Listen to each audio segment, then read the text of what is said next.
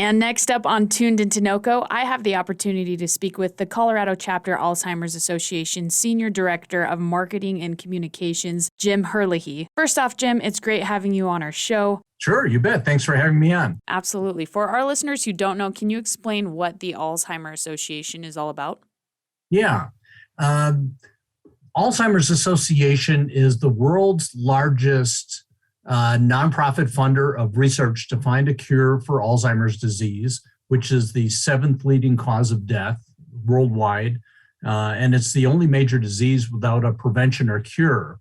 And so what the association does is we have staff located around the country and around the state of Colorado who provide education, information, and face-to-face services for the 76,000 people in our state living with Alzheimer's, as well as about 160,000 people who are their family and friends who are their unpaid caregivers. So we help them deal with the changes that this disease brings and help them anticipate what they need to be doing for the future. Wow, and you guys just had your Ride to End Alzheimer's this past weekend on June 12th. How did that go? That went very well. That was on the CSU campus, and we had riders from 14 states come together and raised just over $212,000.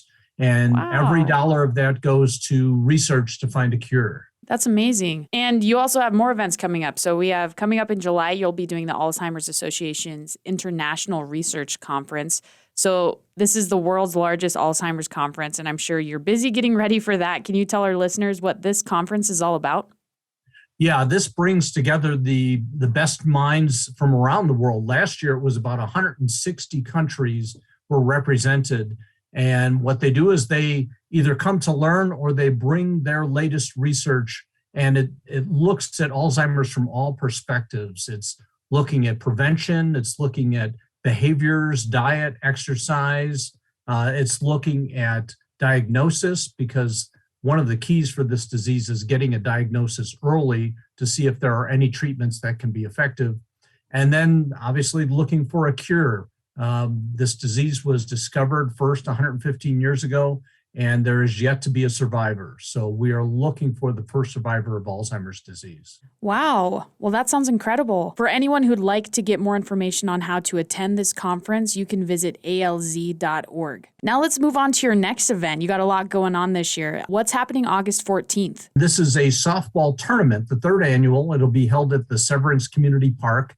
And it is a fundraiser for Alzheimer's disease. So these different groups have come together, and it's built up now over the last 3 years.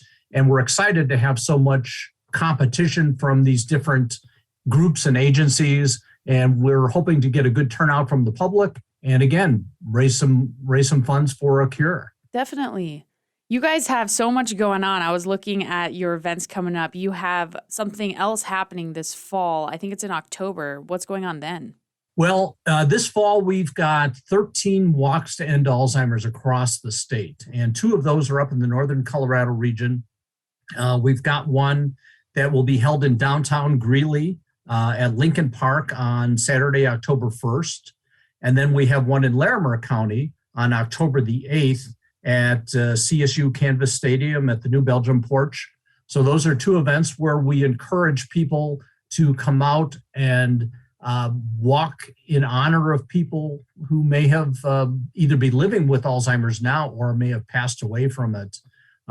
So those are great events for engaging people who have been touched by this disease in one fashion or another.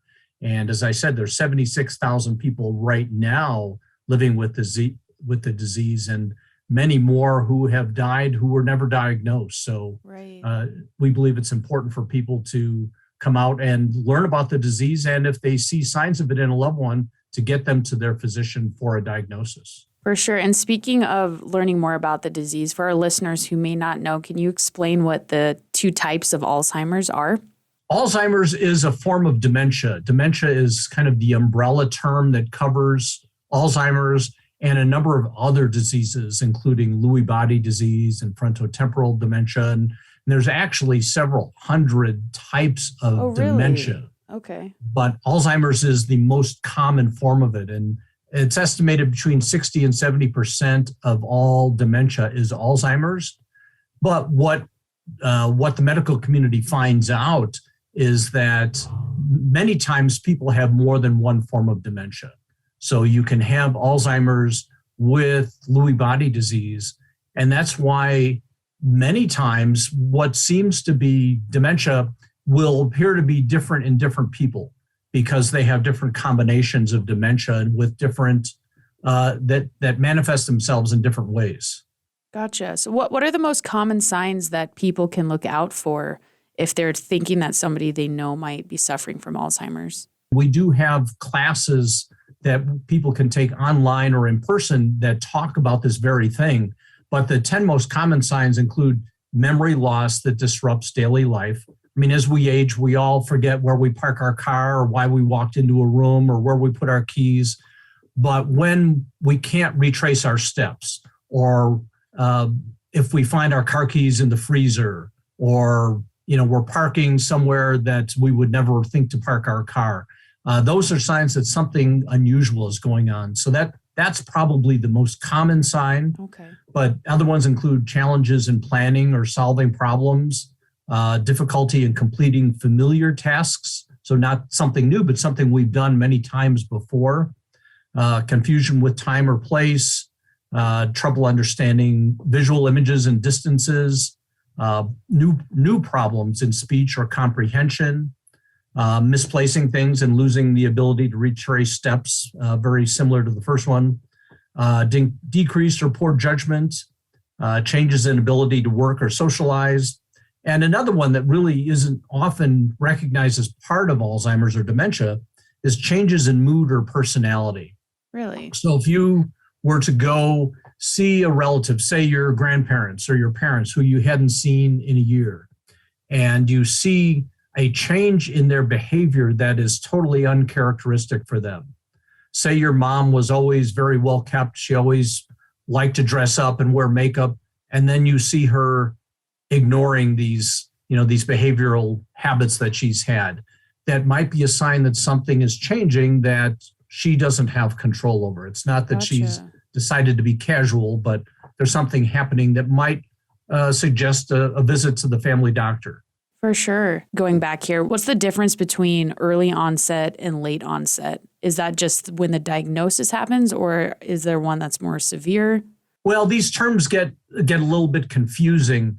There's early stage Alzheimer's, which is, Alzheimer's can take from 2 to 20 years to progress. It's really very individual. The key difference is certainly where the person is in the course of the disease. And in the late stages of Alzheimer's, often the person is uncommunicative and, maybe require help with eating because, frankly, people will forget how to eat or the reason why they eat. But one of the key things is early onset Alzheimer's versus later onset. Yeah. Because normally Alzheimer's will begin or will be diagnosed after 65, and typically much more common in the 70s and 80s. But there are people who are diagnosed in their 40s and 50s or early 60s. Wow. And so we refer to that as early onset or younger onset, I should say. Gotcha. And is this genetic? Yes and no. Okay. And with the increased popularity of these testing services like 23andMe and Ancestry.com, they do offer genetic testing to look at, disease tendencies. But what I've been told by researchers is that you may have the genes for Alzheimer's disease and never develop it. Or you may not have the gene for Alzheimer's disease and you may still develop it. So it's not a guarantee. But if both of your parents or several of your grandparents had the disease, then you are statistically more likely to develop it. But we get our genes from both of our parents. So having it on one side of your family is not a guarantee, and not having it in your family is not a guarantee either. because age is the primary risk factor for developing Alzheimer's. Really? Okay. So you never know. You never know what could Yeah, happen, really. what I'm told by law enforcement is that if they get a domestic call and go into a house where there's two people in their mid-80s, there is a good chance that one of the two will be living with Alzheimer's or another form of dementia, Okay. and the other one is their caregiver. No way. Wow. So kind of circling back here, how do you see the events that you guys have coming up benefiting those suffering from Alzheimer's? Well, they benefit in several ways. One is raising awareness of the disease. And frankly, that's to us almost the most important one, because the reality is there's 6.5 million Americans, 76,000 Coloradans living with Alzheimer's, but only half of them are ever diagnosed. So having people realize that these 10 signs that I mentioned, the memory loss and the changes in personality, might be the cause of something more than normal aging, could inspire them to go to their family doctor and get a test. And that might lead them to a diagnosis, because without the diagnosis, the person is going through these challenges and frankly, it's a one-way track right now. Without a cure, we can't do anything to stop the course of the disease or reverse it. But there's things that we can do to help the individual. There are medications that can deal with symptoms. And a lot of what we do is frankly for the caregivers, to help them better cope to the changes that their mom or dad or husband or grandfather are going through, to realize that this isn't normal and they're not doing this. They're not asking me to repeat a question because they're ignoring me or trying to frustrate me. It's because they don't remember that 5 minutes ago they asked you the same question, and the reality is they don't remember asking the question or what you told them. So understanding that can enable people to cope with it better. And then ultimately, when the time comes, because this is a 24-hour-a-day care situation as the person progresses, is finding the right resources to help care for the person, whether at home or in a care facility. For sure. When someone is diagnosed with Alzheimer's, you said it can take up to 20 years. With early onset, does it go faster than late onset? The researchers are looking into that now. What researchers believe is that the disease can start 20 years before it's ever diagnosed. No way. Okay. So many of us may be living with Alzheimer's in one fashion or another. Gotcha. And so what we're looking for is finding those signs, getting early diagnosis so that maybe research can help treat those who are in the earlier stages before it affects their quality of life. Okay. But then after diagnosis, that time span ranges, like I said, from 2 to 20 years. People have been known to live for 20 years with an Alzheimer's diagnosis. So it is really very individual. Wow. That's super interesting. Switching gears here. So how did you get involved in all of this? What's your story? I am a communicator. I have been a newspaper reporter. I've worked in corporate America. I spent a lot of time up in Greeley and Fort Collins. I used to manage communications for what used to be Swift and Company, which is now JBS. Okay. And after relocating to Colorado, this was a challenge, a communications challenge that opened itself up. And frankly, I find it very rewarding because the people who are living with this disease really need the information. They need the education. They appreciate the support, and all of the classes and the conferences and everything that the Alzheimer's Association does are done at no charge to families. No way.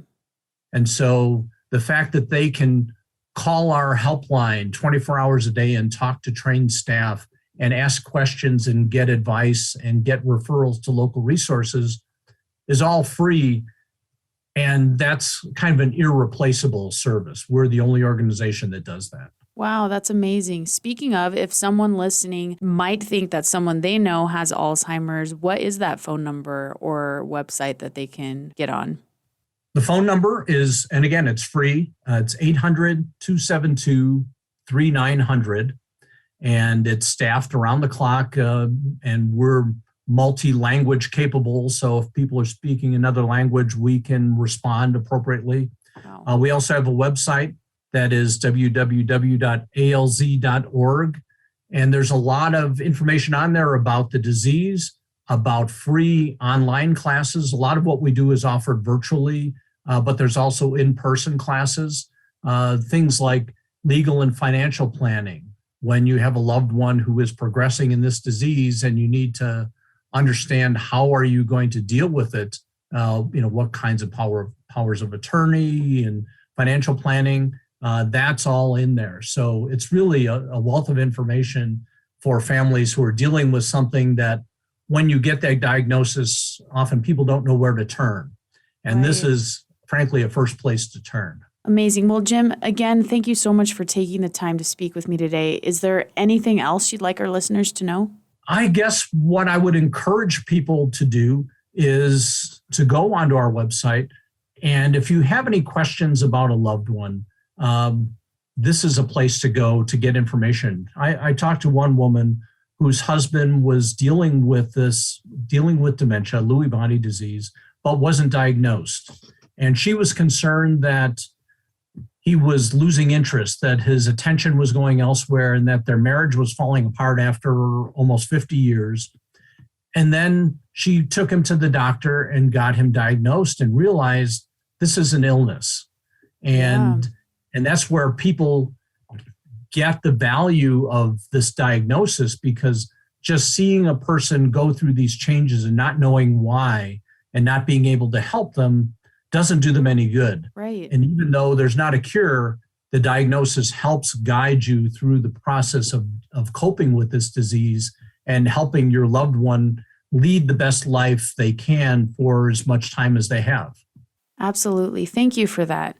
Well, you guys heard that. If you would like more information or you are concerned about a loved one and think that they might have Alzheimer's, you can check out their website at alz.org. Thank you so much, Jim. That was super interesting. I know very little about Alzheimer's, and so I really appreciate you taking the time. Oh, absolutely. And frankly, I knew very little about it myself. And until you are exposed to it through a family member or a friend or something beyond your control, and then you realize that, not only, I've had family members die from other things, and they're not that there is a better way, but Alzheimer's strips people of their personhood, their memories. And then ultimately it is a fatal disease. So it's just a horrible way to go. Awful. Wow. Really interesting. It's such a terrible disease. It is. It's awful. And they talk about it being, it's really like two deaths, because when your loved one no longer remembers you, or when they can't eat, when they can't function, when they can't remember why they do anything, it's almost like a death. Yeah. But then they may live could be a year or more after that. Right. How does it cause a death? Like, what is the final stage of Alzheimer's? Well, it is different, again, for everybody. Yeah. But for some people, their body stops working. They stop eating. They stop they don't remember how to swallow food. They starve to death. Jeez. Or it's just that their organs start shutting down. Yeah. It really is. This one researcher at UC Anschutz told me, he says, if you've seen one case of Alzheimer's, you've seen one case of Alzheimer's. No way. Because everyone is slightly different. Wow. Well, hopefully with everything you guys are doing, that cure is right around the corner. We're getting closer. We've got record levels of federal research. The U.S. government is the biggest research funder in the world, but they fund in the United States. And what the Alzheimer's Association does, and we've got about $300 million working right now in research projects, but we can research anywhere around the world. So if we see someone in Copenhagen or somebody in Johannesburg or wherever they may be, and they've got a promising approach, we can fund them. And then, everybody benefits from the cure. Jim, thank you. Again, for those of you who would like more information, you can visit alz.org.